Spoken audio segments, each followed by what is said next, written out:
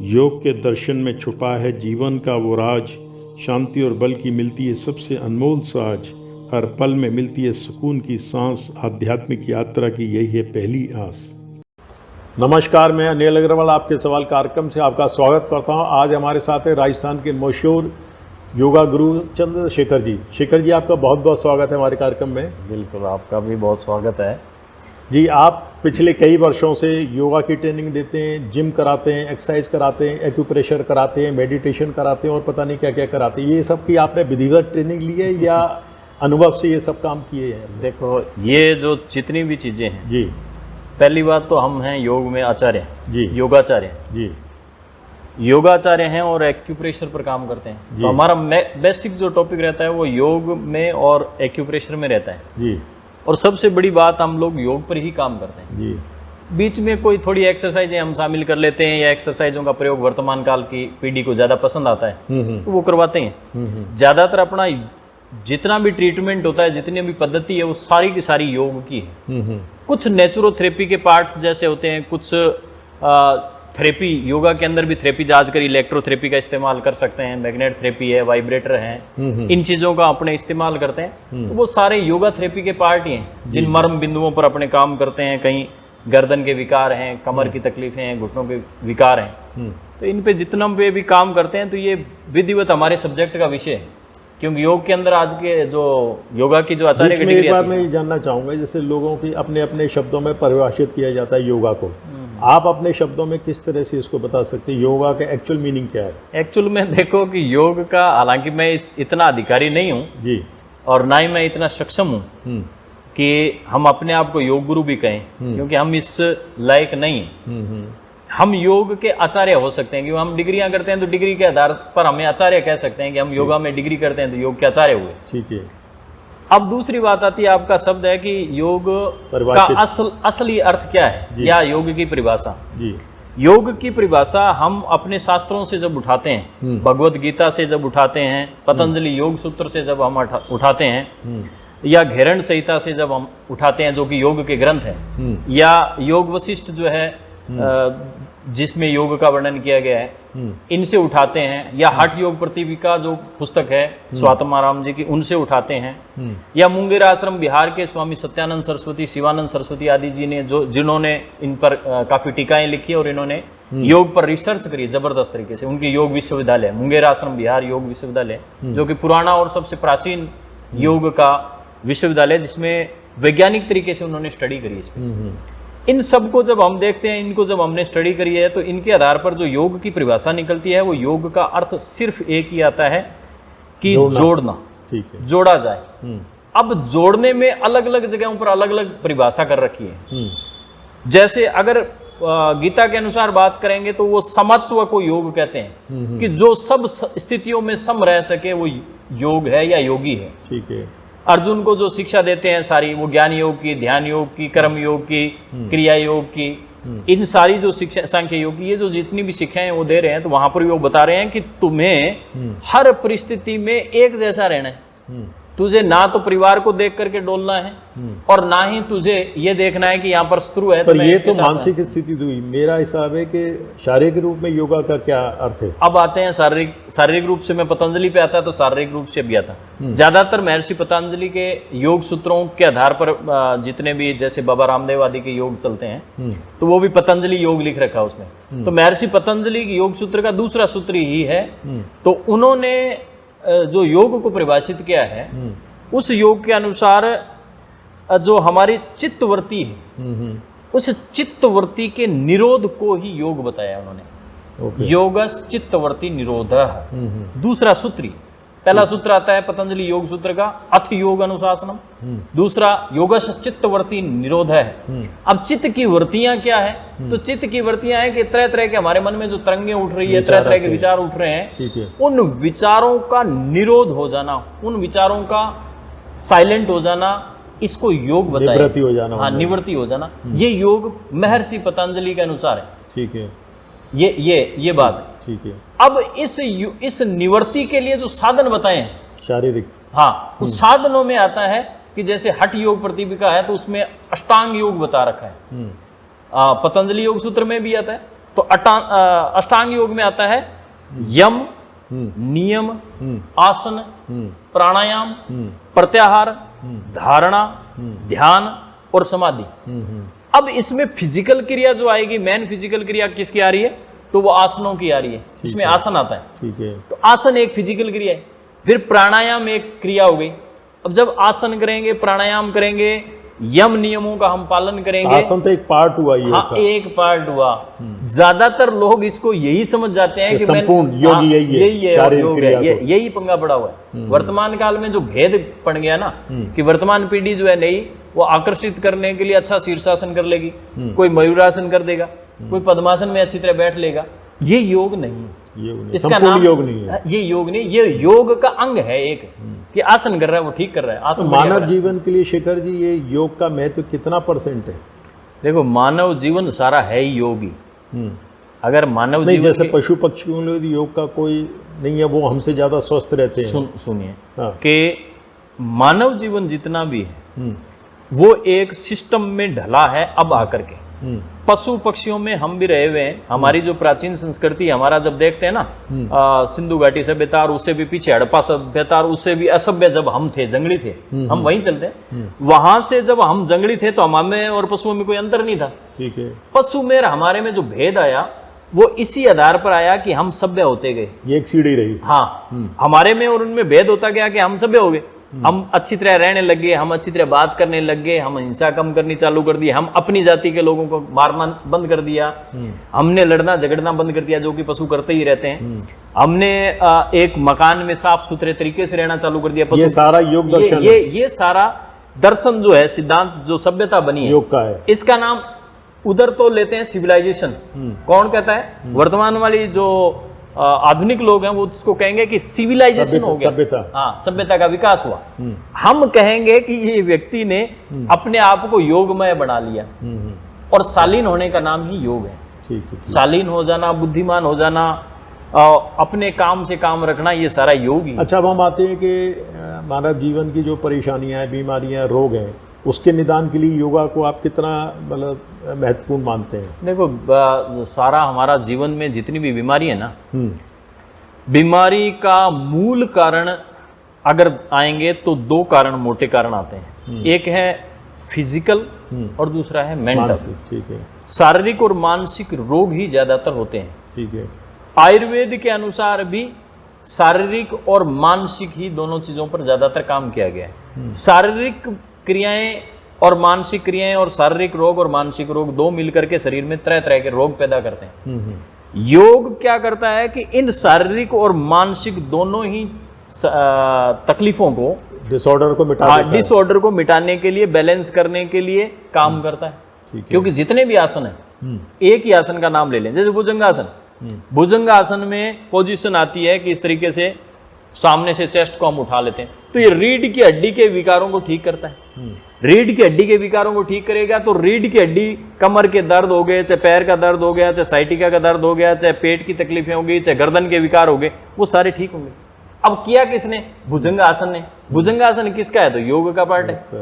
तो इसलिए उसने उस रोग को पहले ही ठीक कर लिया। ज्यादातर अब तो लोग आ रहे हैं कि बीमारी होने के बाद आते हैं, जबकि अगर कोई लगातार अभ्यास करता रहे तो उसकी जो रीढ़ की हड्डी वो लचीली रहेगी, तो ऐसी स्थिति में उसको बीमारी नहीं होगी। तो आपके हिसाब से कोई भी रोग का निदान योग के द्वारा हो सकता है? मैक्सिमम जितनी भी बीमारियां हैं उन सब का समाधान योग से हो सकता है। अब इस शब्द में कुछ बातें आ जाती है। बीच में एक बात शेखर जी जानना चाहूँगा, जैसे योग एक्सरसाइज जो आपके हिसाब से भी चलता है, उसको भी कई बार मेडिकल ट्रीटमेंट की जरूरत पड़ती है, तो ऐसा क्यों? समझा नहीं प्रश्न में। जैसे लोग आपके हिसाब से योगा के हिसाब से चल रहे हैं, मेडिटेशन भी कर रहे हैं, एक्सरसाइज भी कर रहे हैं, सारा कुछ कर रहे हैं, उसके बाद भी उन्हें डॉक्टरों के पास जाने की आवश्यकता पड़ती है। अब सुनिए, इस प्रश्न में क्या आता है कि जो पहली बात तो सभी लोग सभी तरह की क्रियाएं करने में सक्षम होते ही नहीं। ठीक है, एक टॉपिक। दूसरा टॉपिक, कई बार बीमारी की गंभीरता इतनी बढ़ जाती है कि ऐसी स्थिति में उस पर निदान पाना योग से तुरंत संभव होता ही नहीं। ठीक है। अगर संभव भी है, मान लीजिए बैक पेन कोई सीवियरिटी में ले ले, अगर कमर दर्द किसी के सीवियर हो गया तो योग कर ही नहीं सकता, आसन हो ही नहीं सकता। अच्छा, वो कर रहा था फिर हो गया, मान लीजिए उसने योग भी कर रहा था, करते करते उसको कमर में तकलीफ हो गई, अब एक्सीडेंटल ऐसा कोई हो भी गया और एक्सीडेंटल हुआ और उस स्थिति में उसके वर्टिब्रा पे बहुत गंभीर चोट आ गई या डिस्क पे चोट आ गई या कोई नर्व कंप्रेस हो गई बहुत जबरदस्त तरीके से, तो योग उस चीज को तुरंत ठीक करने में सक्षम नहीं है। ठीक है कि उसको तुरंत लिया योग अर्जेंट नहीं कर सकता, अर्जेंट नहीं करेगा। तो ऐसी स्थिति में उसको मेडिकल ट्रीटमेंट भी लेना पड़ेगा, उसको जहाँ रेस्ट की बातें वो सारी करनी पड़ेगी और धीरे धीरे उसकी सपोर्टिव प्रणाली के अंतर्गत वो आ जाएगा। योग भी इधर से तो मेडिसिन ले रहा है, प्रिकॉशन रख रहा है और साथ में उसमें वो योग धीरे धीरे उसके अकॉर्डिंग जो है योग अगर कराया जाएगा तो अच्छा, आपके ज़्यादा जो भी ट्रीटमेंट होता है, थेरेपी होती है, मेडिकल डॉक्टर उसको एक्सेप्ट करते हैं? एक्चुअल में 50% तो डॉक्टर इसको एक्सेप्ट करते हैं और भेजते हैं पेशेंट कि आप जाकर के योगा करें और 50% में डायरेक्ट नकार देते हैं सीधा ही। वो ऐसा क्यों? ऐसा इसलिए कि उनको उस पद्धति का ना तो विश्वास है ना उनका प्रैक्टिकल है, क्योंकि ये एमबीबीएस की स्टडी में इसका कोई पार्ट है नहीं। एमबीबीएस की स्टडी में अगर योग साथ में एक चैप्टर भी, एक यूनिट भी जुड़ी हुई हो ना, कि आप किसी भी ट्रीटमेंट में सपोर्टिव के रूप में अगर ये देंगे तो इससे मेडिसिन का या आपकी जो दवाइयां दे रहे हैं उसका प्रभाव पॉजिटिव है। आपके हिसाब से ना जानकारी के अभाव में ही वो इसका विरोध करते हैं? बिल्कुल 100% है, इसमें कोई किंतु परंतु नहीं है। क्योंकि मैं मिला हुआ हूँ, एम्स के डॉक्टर हैं, नाम मेरे को याद नहीं आ रहा, निम्स यूनिवर्सिटी के अंदर है, एम्स के अच्छे खासे वो अनुभवी 80 साल के व्यक्ति हैं। उन्होंने मुझे बुलाया था, ब्रेस्ट कैंसर डे था वहां पर निम्स यूनिवर्सिटी में अभी पिछले साल ही। तो वहां पर मेरा एक भाषण था, तो उसमें सभी डॉक्टर ही थे, वाइस चांसलर आदि थे, टोटली एमबीबीएस वाले थे, सब एक से एक मैच्योर पर्सन थे। तो जो डॉक्टर वहां पर गैस्ट्रोएंटरोलॉजिस्ट थे वो बहुत ही उच्च कोटि के, उधर से भी परफेक्ट, लेकिन इतना ही उनको योग का ज्ञान, उतना ही उनको मेडिटेशन आदि का ज्ञान, इतना ही गीता का ज्ञान। तो एक तो मुझसे मिलकर के उन्होंने जितनी प्रसन्नता व्यक्त की शायद ही किसी ने की, मेरा पीछे नहीं जुड़ा उन्होंने। दूसरी बात, उन्होंने मतलब इस योग को ही वहां पर अपने मंच से कहा कि योग जो है इसमें एक समाधान का कारक है, ब्रेस्ट कैंसर आदि के अंदर भी। ठीक है, तो जो जानता है, जिसने पढ़ा है इसको। अच्छा, एक शेखर जी, जैसे प्रॉब्लम ये है कि हिंदुस्तान में कोई भी चीज़ अगर शिखर पर आ जाती है, जैसे इस समय योग और फिजियोथेरेपी शिखर पर है, हर जगह केंद्र इसके अच्छे बुरे छोटे बड़े सब खुल रहे हैं, तो उसमें एक आम आदमी कैसे डिफ्रेंशिएट करेगा कि यहाँ सही हो रहा है इलाज, वहाँ नहीं हो रहा है? देखो, ये प्रश्न जो है थोड़ा सा अलग तरह का हो गया कि पहली बात तो कोई भी वह व्यक्ति जो डिग्री रखता है, एक बात, ठीक है। दूसरी बात अनुभव रखता है, तीसरी बात कि जिस व्यक्ति का प्रैक्टिकल है, जिसके पास जितने पेशेंट आ रहे हैं उन पर प्रैक्टिकली वो इंटरेस्ट ले रहा है। अब कोई भी एमबीबीएस डॉक्टर हो, चाहे कितना भी कम भी पढ़ा लिखा हो, कैसा भी हो, हर एक उसके पास जाता है। ठीक है। अब उसने पढ़ाई कैसी करी है, कैसी अपने जानते नहीं, किसी को नहीं मालूम, लेकिन एमबीबीएस लिखा हुआ है तो उसके पास जाएगा ही जाएगा। ठीक है। अब उसके बाद में उसके टैकल करने का, उसको पेशेंट की हिस्ट्री लेने का, उसके द्वारा टाइम देने का, उसके द्वारा मेडिसिन लिखने का, उसके द्वारा ट्रीटमेंट देने का, उसके बाद में आफ्टर जो है टैकल करने के बाद में जो ट्रीटमेंट देने का जो पैटर्न है, वो सारी एक बहुत लंबी सीरीज बनती है। ठीक है। उस सीरीज के द्वारा उस डॉक्टर की क्रेडिबिलिटी चेक होती है कि उसके पास में क्या है। आप एक बार आए और एक बार आने के बाद में दोबारा आप जाकर के किसी की बदनामी करते हैं या गलत बोलते हैं या उसके पास जाते ही नहीं है, एक बार रिपीट नहीं होते हैं, ठीक है, तो इसका मतलब डॉक्टर जो है कुल मिलाकर के ठीक नहीं लगा। अगर कोई पेशेंट किसी डॉक्टर के पास में बार बार रिपीट हो रहा है, उसके हिसाब से आ रहा है, हाँ आ रहा है, वो तभी आएगा जब उसको ट्रीटमेंट ठीक मिल रहा है, फायदा ठीक मिल रहा है। हाँ, बहुत सारे अनुचित केस हो सकते हैं कि किसी में फंसा लिया, किसी में और कर लिया, वो मैं बात नहीं करता, लेकिन ज्यादातर मामलों में हमें जैसे सपूत के पैर पालने छाने नहीं रहते, वैसे डॉक्टर हो और चाहे कोई फिजियोथेरेपिस्ट हो, इनके बारे में हमें पता अच्छा, आपके पास जो भी पेशेंट आते हैं, आपको लगता है कि आपके द्वारा लाभ लेके गए हैं? देखो, हमें ऐसा लगता है, हम तो खैर कुछ नहीं करने वाले, कर्ता परमात्मा है, हमारे में ऐसी सामर्थ्य नहीं होती है कि हम करें, क्योंकि हम चलते हैं संत और शास्त्रों के अनुसार। जी। संत और शास्त्र ये कहते हैं कि जब तक किसी के अंदर भागवत सामर्थ्य ना हो, भगवान की कृपा ना हो, परमात्मा का उस पर आशीर्वाद ना हो, आपके प्रयासों द्वारा उसको निदान मिलता है, हाँ, तब तक वो ठीक नहीं होता। तो हम जो प्रयास करते हैं, हमारे प्रयासों से मेरा जो यहाँ पर अनुभव रहा है पिछला, परमात्मा की कृपा से लगभग 90 से 95% के रिजल्ट है यहाँ के, ठीक, जो कि किसी हॉस्पिटल के नहीं है। ठीक है। चाहे एमबीबीएस वाले हैं करें 90 ट्रीटमेंट, 95% ट्रीटमेंट का रिजल्ट है, लोग मानते हैं। हमने भी देखा है इसमें। आप कोई 5% क्रिटिकल हो या कोई ऐसे हो जो हमारी समझ में नहीं आते, वो अलग है। 95% तक हम देख रहे हैं। अच्छा, इसके योग के प्रसार प्रसार के लिए आप और क्या करना चाह रहे हैं? एक्चुअल में जितनी ज़्यादा वार्तालाप हो, जितना ज़्यादा सही व्यक्ति से कुछ लोग सुने। एक्चुअल में क्या होता है कि जैसे आज आप ये कर रहे हैं, इंटरव्यू कर रहे हैं, तो ये जो नेता आदि के इंटरव्यू लेने हैं या और लेने हैं इंटरव्यू जी, या कोई किसी प्रकार के दूसरे इंटरव्यू लेने हैं, तो उनमें तो हरेक ही पहुंच जाते हैं। ठीक है। लेकिन योग आदि के कोई इंटरव्यू इस प्रकार से प्रकाशित कम होते हैं, कम। अब जैसे बाबा रामदेव आदि के जो बड़े सेलिब्रिटीज आदि बन गए हैं, उन लोगों के ठीक है कि टीवी आदि पर ठीक चलता है उनका, तो प्रचार का एक माध्यम बना हुआ है। छोटे लेवल पर इतने होते हैं, शहर के अंदर योगा थेरेपिस्ट हैं, योगा के बारे में से ट्रीटमेंट करने वाले बहुत हैं।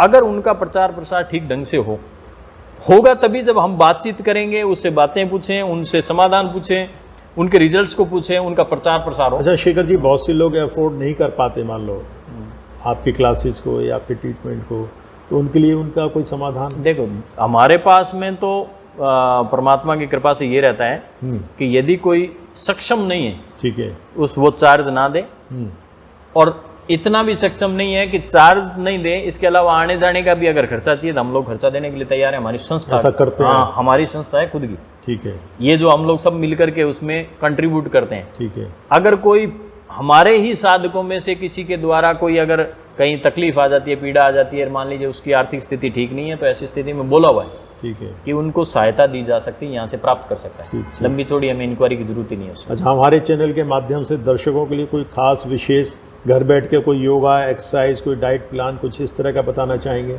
देखो, पहली बात तो कि आपके दर्शकों के लिए या सारे जितने भी जो लोग भी इस चैनल के माध्यम से सुन रहे हैं जी, उनके लिए एक है कि चाहे आप जिस भी बीमारी से ग्रस्त हैं, क्योंकि लगभग 90% 95% घरों में तकलीफ है, किसी भी बीमारी से ग्रस्त हैं, कोई भी मेडिसिन आप ले रहे हैं, चाहे शुगर की ले रहे हैं, बीपी की ले रहे हैं, कोलेस्ट्रॉल की ले रहे हैं, हार्ट की ले रहे हैं, ब्रेन की ले रहे हैं, पैरों की ले रहे हैं, हड्डियों की, जोड़ों की, मसल्स की, या हार्मोनल डिसऑर्डर, कोई भी प्रकार की, उस मेडिसिन के साथ साथ यदि आप योग के आसन और प्राणायाम करें, योग के आसन और प्राणायाम के माध्यम दो हैं, टीवी के माध्यम से ओपन भी चलता है, दूसरा होता है कि यदि आपकी बीमारी गंभीर है या तकलीफ आप सक्षम हैं, अफोर्ड करते हैं, तो ऐसी स्थिति में आप किसी भी एक्सपर्ट, योगा के जो एक्सपर्ट हैं उनके पास में बैठकर अपनी बीमारी का अगर बताते हैं और उनसे सीख करके फिर अगर आप योग आसन प्राणायाम आदि करते हैं साथ में, तो जो मेडिसिन का इम्पैक्ट आपका 10% आ रहा था वो 50% के साथ इंक्रीज हो जाएगा। बहुत बढ़िया। यानी कि अगर शुगर की टेबलेट लेने के बाद में भी अगर शुगर 300 आ रही है, योगा करने के बाद में अगर वही शुगर आपकी 150 आने लग जाए तो आपका इसमें भला ही है। ऐसे ही थायराइड की तकलीफ है, ऐसे ही बीपी की तकलीफ है, ऐसे ही शुगर की, मोटापे की, जो भी तकलीफें हैं, उन सब तकलीफों में अगर योग किया जाए इस मेडिसिन के साथ साथ, तो असर दुगना हो जाएगा, आपको लाभ दुगना हो जाएगा। अच्छा, कोई भी अगर अज्ञानता से योग एक्सरसाइज की जाए तो उसके परिणाम खराब भी हो सकते हैं? स्वस्थ व्यक्ति अगर कोई भी अभ्यास करता है तो सामान्यतः योगा के साइड इफेक्ट नहीं। ठीक है। स्वस्थ जैसे नई उम्र के लोग हैं, 20 वाले हैं, 25 वाले हैं, तब तक अगर कोई उल्टे सीधे भी आसन कर लेते हैं तो उसमें उतना उनको नुकसान होने की संभावना नहीं है। ठीक है। लेकिन यदि अस्वस्थ व्यक्ति है और वो गलत तरीके से आसन का, प्राणायाम का, इनका अभ्यास करता है, तो ऐसी स्थिति में उसको नुकसान होने की संभावना रहती है। ठीक है। वो आपके द्वारा मतलब अगर वो एक्सपर्ट से ओपिनियन ले, जैसे मान लीजिए हाई बीपी है और भस्त्रिका प्राणायाम तेज गति से कर रहा है, तो ऐसी स्थिति में बीपी राइज होगा, बढ़ेगा। ठीक है। जैसे मान लीजिए बहुत बैक पेन है और उसके बाद में भी वो आसन बहुत हाई स्पीड में कर रहा है, या कोई बहुत ज्यादा कमर को मोड़ दे रहा है, तो ऐसी स्थिति में उसको तकलीफ बढ़ जाएगी। अच्छा, सपोज जैसे आजकल देश में सबसे ज्यादा बीपी और शुगर के 2 पेशेंट हैं, सबसे ज्यादा बीमारियां, तो योगा में इसका भी कोई ट्रीटमेंट बिना दवाइयों के हो सकता है? सबसे ज्यादा ट्रीटमेंट इसी का ही है। ठीक है। बीपी और शुगर बिना दवाइयों के कंट्रोल हो सकता है? बिना दवाई के 100%। यहाँ पर हमारे यहाँ पर कम से कम 100 से अधिक पेशेंट है जिनके नाम वाइज फोन नंबर है, उनके द्वारा बीपी की मेडिसिन 100% बंद कर दी गई। 100%। कितने दिनों में? जिसमें 2 महीने, 3 महीने, 6 महीने, साल अलग अलग है। ठीक है। जिसमें एज ग्रुप है 20, 30, 40, 50, 60, 70 साल, 80 साल तक के लोग हैं, टोटल एज आ गई। सभी एज, जिसमें महिला भी हैं और पुरुष भी। ठीक है। ठीक है। और क्यों है? इसलिए है क्योंकि बीपी जो है वो शारीरिक से ज्यादा मानसिक रोग है। ये तनावजन्य रोग है, स्ट्रेस रिलेटेड डिसऑर्डर है या लाइफस्टाइल डिसऑर्डर है। ठीक है। और योग में स्ट्रेस रिलीज होता है, इसलिए ये ज्यादा ठीक करता है इसको। हालांकि बीपी हाई होने के पीछे बहुत सारे कारण है, कोलेस्ट्रॉल है, ट्राइग्लिसराइड है, अलग अलग कारण है, वो खैर डिटेल में कभी बात करेंगे अपन। जी जी जी। और कुछ हमारे दर्शकों के लिए आप कहना चाहेंगे जो मेरे सवाल अधूरे रह गए हैं आपके मन में, उसके जवाब हों? देखो, आपने वैसे तो क्या है कि हमने सारा ही समेट लिया। जी जी। पूरा समेटा है और पूरा समेट करके आपने दर्शकों को खूब सारा दिया है। मेरी तो यही देखो गुजारिश है आपसे भी और दर्शकों से भी जी कि योग के माध्यम से, जैसे हमारी संस्था शेखर योगपीठ आज इस क्षेत्र में काम कर रही है, जैसे जोटवाड़ा या पूरे जयपुर क्षेत्र में हम लोग काम कर रहे हैं जी, वैसे ही जहाँ पर भी योग की संस्थाएं काम कर रही है उन संस्थाओं से जुड़े और उन संस्थाओं में नियमित जाकर के उनका लाभ उठाएं और उनके माध्यम से अपना और अपने परिवार का स्वास्थ्य सुधारें। कम से कम मेडिकल डिपेंडेंसी रखें, क्योंकि जितना ज़्यादा आप मेडिसिन शॉर्ट टर्म ट्रीटमेंट है कि जैसे मान लीजिए सिर दर्द हुआ टैबलेट ले ली, बीपी हुआ टैबलेट ले ली, शुगर की टैबलेट ले ली, ये सारी जितनी भी टैबलेट ले ली, वर्तमान काल में हमारे पास में मैक्सिमम जो पेशेंट आ रहे हैं वो किडनी फेलियर, हार्ट की तकलीफें और ब्रेन डिसऑर्डर बहुत ज़्यादा आते हैं। इनके पीछे कारण ये है कि वो टैबलेट लेकर के अपनी किडनी आदि को और ख़राब कर लेते हैं। तो कम से कम एलोपैथिक दवाइयाँ लें, जहाँ इमरजेंसी ट्रीटमेंट है ज़रूर एलोपैथी से करवाएं, अन्यथा मैक्सिमम जब स्वस्थ हैं तब योग करें। हमारे यहाँ पर एक टेंडेंसी है कि हम जब बीमार हो जाते हैं सब जाते हैं, तब हम योग करने निकलते हैं, या जब हम सारा ट्रीटमेंट करा लेते हैं तो फिर चलते हैं कि अब तो लास्ट लाइफ स्टाइल में नहीं जोड़ते योग को। योग को नहीं जोड़ते। अगर 1 घंटा नियमित रूप से सुबह, अगर 1 घंटा डेली नहीं कर सकते तो महीने में दिन होते हैं 30 में दिन करें 25 नहीं कर सकते 20 नहीं कर सकते 15 नहीं कर सकते 10, कुछ ना कुछ करें, 10 नहीं तो 5। Everything is better than 0। अच्छा, चलते चलते हमारे दर्शकों को कोई छोटा सा डाइट प्लान ऐसा बता दें जो आम आदमी के लिए हितकर हो। देखो, डाइट प्लान के बारे में अगर बात करें, वैसे तो ये अलग अलग व्यक्तियों के हिसाब से अलग अलग रहता है, नॉर्मल एक डाइट प्लान। लेकिन वर्तमान काल में जो बाजार के अंदर जिस प्रकार से ये करप्शन फैला हुआ है, मिलावट का दौर चल रहा है, पेस्टिसाइड का ज़्यादा मिलन है, उस समय में कम से कम अगर आप भोजन लें, ठीक है, कम से कम आटा कम, मैदा कम और बेसन कम, ठीक है, घी कम और तेल कम, ठीक है, अगर इनका कम से कम प्रयोग करें, अगर शुद्ध फल मिले। अब मैंने यहाँ पर दूसरी बात आगे वाली इसलिए नहीं जोड़ी क्योंकि ज्यादातर रिकमेंड करते हैं कि फ्रूट खाओ।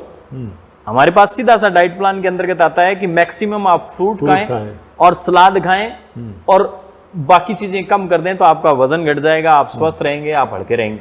लेकिन वर्तमान काल में मेरा जो पर्सनल ओपिनियन अभी कुछ 2-1 महीनों से चेंज हुआ है, वो ये आया है कि बाजार में फ्रूट खाने लायक नहीं, सब्जी खाने लायक नहीं, सारा पोल्यूटेड है। तो पुराने वाले टाइम वाले लोगों की तरह, पुराने वाले टाइम के लोग कम से कम खाते थे हर चीज कि मतलब एक बार भोजन कर लिया, उसके बाद में, हालांकि उनके पास में अलग कारणों से था, लेकिन एक बार भोजन कर लिया तो बीच में चटोकड़े नहीं होते थे वो कि ये भुजिया खा लिए, अब नमकीन खा लें, अब ये थोड़ी सी मैगी ले लें, अब थोड़ा पास्ता खा लें, ऐसा था नहीं।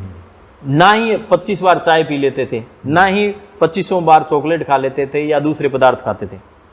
हमारे पास ये ऑप्शन है, हम इन बहुत सारी चीज़ों को खाते हैं। अब खाने में बुरा नहीं है, लेकिन एक तो ओवर इनटेक हो गया, कैलोरी कम होना चाहिए, कैलोरी ज़्यादा आ गई, और दूसरा उनके माध्यम से हमारे शरीर में जहर चला गया। बिल्कुल बिल्कुल। अगर आपने फ्रूट खाए तो गलत तरीके से फ्रूट आ गए, पॉलिश किए हुए या और आ गए तो वो नुकसानदायक। सलाद खाया तो सलाद में जहर आ गया। मतलब आपके हिसाब से क्वांटिटी कम होना चाहिए। हाँ, जितना ज्यादा जीने के लिए बताया गया है, तो योग में इसके लिए एक श्लोक आता है कि युक्त आहार विहारस्य युक्त चेष्टस्य कर्मसु। तो ये युक्त स्वप्न बोधस्य योगो भवति दुखा, ये शब्द है उसमें। तो उसमें युक्त आहार विहार की बात करी गई है। युक्त का मतलब है ठीक, युक्ति संगत, थोड़ा कम। ये नहीं कि बहुत कम कर दें, ये नहीं कि बहुत ज्यादा। भगवत गीता का लिखा हुआ है, भगवान कृष्ण ने बताया अर्जुन को कि ये नहीं कि योग उनका सदेगा जो बहुत ज्यादा भोजन बैलेंस करते हैं, होना चाहिए। उनका भी नहीं सदेगा जो बहुत ज्यादा भूखे रहते हैं। ये लिख रखा है अति गीता, हाँ, अति सर्वत्र कि ना तो भोजन ज्यादा लेना, ना कम। ना ही बिल्कुल छोड़ देना, ना ही तो बहुत ज्यादा सोना है और ना ही बिल्कुल जागना है। ये योग के बारे में, तो योग नाम ही इसका ही है, योग नाम इसी का ही। तो हम उनका अनुसरण करें तो कल्याण हो ही जाएगा अपने आप ही। शेखर जी, आपका बहुत बेशकीमती समय लिया और आशा करते हैं दर्शकों को आपकी सारी बातें बहुत पसंद आएंगी और योग का प्रचार प्रसार आप कर रहे हैं, उसके लिए बहुत बहुत धन्यवाद। बिल्कुल, आपका स्वागत है। आप पधारे, शेखर योगपीठ में पधारे और आपने ये सुंदर इंटरव्यू लिया। इंटरव्यू तो खैर क्या है, एक बहुत सामान्य बातें हैं जो हम सभी को ध्यान में रखनी है, और आप ऐसे ही कदम और उठाते रहेंगे तो इसका जन सामान्य को फायदा मिलेगा। कुछ बातें होती हैं जिनसे जन सामान्य के शारीरिक और मानसिक स्वास्थ्य में सुधार होता है, ये उनमें से एक है, और कई घर बचेंगे इससे। धन्यवाद। धन्यवाद।